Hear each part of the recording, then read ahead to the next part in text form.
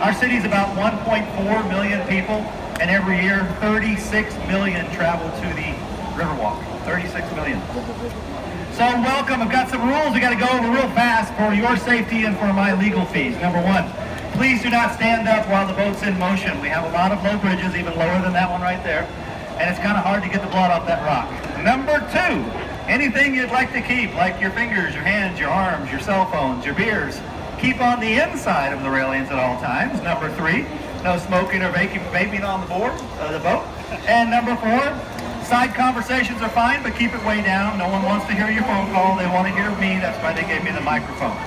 So my name is Chris. I'll be your boat captain. I'm actually a retired high school principal. Did that for 30 years here in San Antonio. My school was a 6A, 3,400 student school. So I'm going to go ahead and warn you right now, I have no qualms at all about pulling the boat over and kicking you off if you're misbehaving. So here we go, guys. So it is Valentine's Day, yes. So I do have a Valentine's Day joke for you, if you're ready. It's a little PG, it's not terrible, so it's definitely okay. So here it is. So here is this mom. She's sitting on the bed, and she's brushing her daughter's hair. And the little girl turns around to her mother and says, "Mom, did you want a boy or a girl?" And the mom says, "Honey, I only wanted a back rub."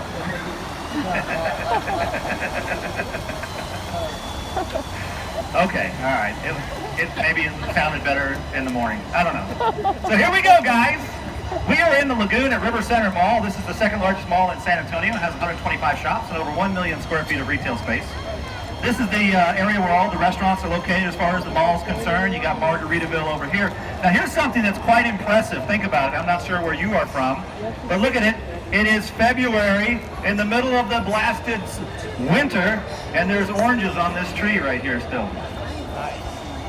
See the oranges?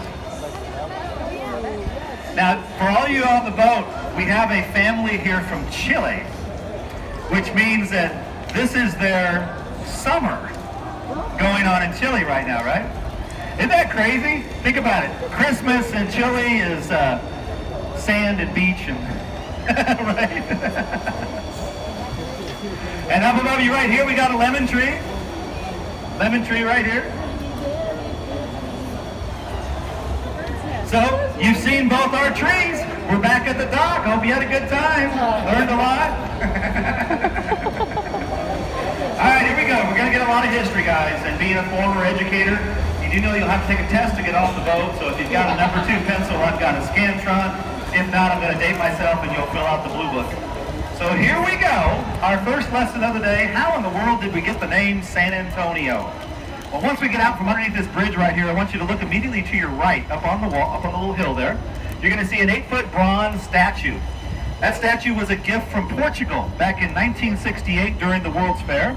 The statue is St. Anthony de Padua. St. Anthony was born in Lisbon, Portugal, died in Padua, Italy back in 1231. He is the patron saint of lost items, but more importantly to San Antonians, he is our namesake. So how does a 13th century Italian saint who's never been to this continent get to be used to name San Antonio? Great question, guys. Well, in 1691, you have a Catholic priest named Father Damien Massenet. He comes to this area of the country and actually performs the first Catholic Mass on the river here to a Payaya Indian settlement. At that time, he dedicates the entire area to St. Anthony, the patron saint of lost items. So if you get home and you can't find your wallet or your keys or something like that, you just stand in the middle of the room and you say, "Tony, Tony, look around. Something's lost and must be found." And it falls off the shelf right at your feet, right? Now look up to the right above the tree line here. You see a beautiful church steeple. This is St. Joseph's Catholic Church. St. Joseph's was built in 1868 by German immigrants. Now we have a large population of Germans in central Texas. A lot of little communities like Luckenbach and Fredericksburg and Bernie and New Braunfels. These are all German.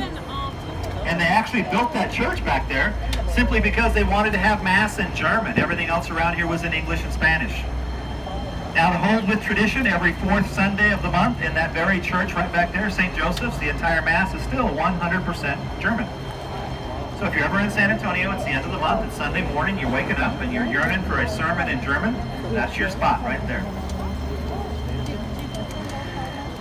So 1691, we're dedicated to St. Anthony. 1718, we become established as San Antonio, which means last year, 2018, was our 300th birthday, our tricentennial, and we actually celebrated that with our